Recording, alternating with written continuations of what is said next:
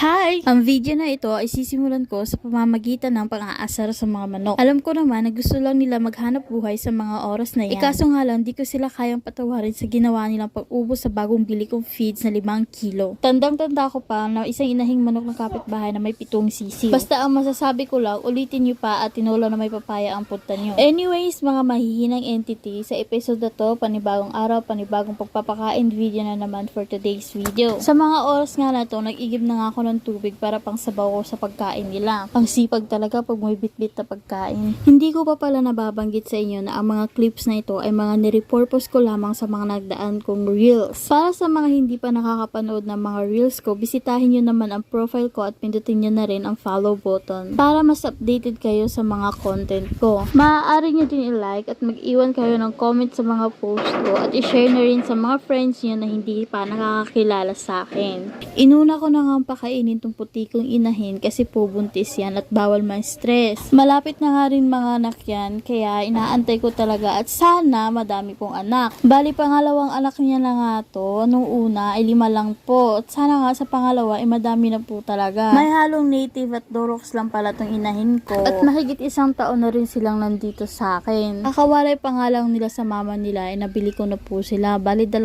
to silang magkapatid na nabili ko at ginawa kong inahin parehas. Sa nabanggit ko nga kanina na unang anak niya is 5 lang, bawing-bawi naman siya dun sa kapatid niya na 16 peraso yung naging anak. Yun nga lang, kung ano ay kinabait nito sa mga biik niya, yun naman yung kinasama ng isa. Sa 16 kasi peraso na anak niya, lahat yun pinagkakagart niya. Hanggang sa 4 na lang yung natira. Kung nanonood nga kayo sa mga reels ko at may nakikita kayong mga biik, yun po yung mga anak niya na natira. Mahigit 1 buwan na nga ang edad ng mga yun, pero hanggang ngayon hindi ko pa din nabibenta kasi ang liliit pa nila. At bukod nga sa dahilan na ang liliit pa nila, undecided pa din talaga ako kung ibebenta ko or gagawing inahin yung iba. Bali kasi sa 4 na yun, 3 yung babae at 1 yung lalaki. Ang bala ko din naman sana dun sa isang lalaki, gagawin kong barako. Kaso nga lang, mukhang problema na naman ako sa kulungan. So ayun, hanggang ngayon undecided pa rin talaga. Mabalik na nga tayo sa pagpapakain ko ng mga baboy. Ito naman yung isa kong inahin, na kapatid ng isa kong puting inahin na nangangagart ng anak niya. Nung pagkapanganak nga nito, feeling blessed ako nung time na yun kasi biruin mo, unang panganak, 16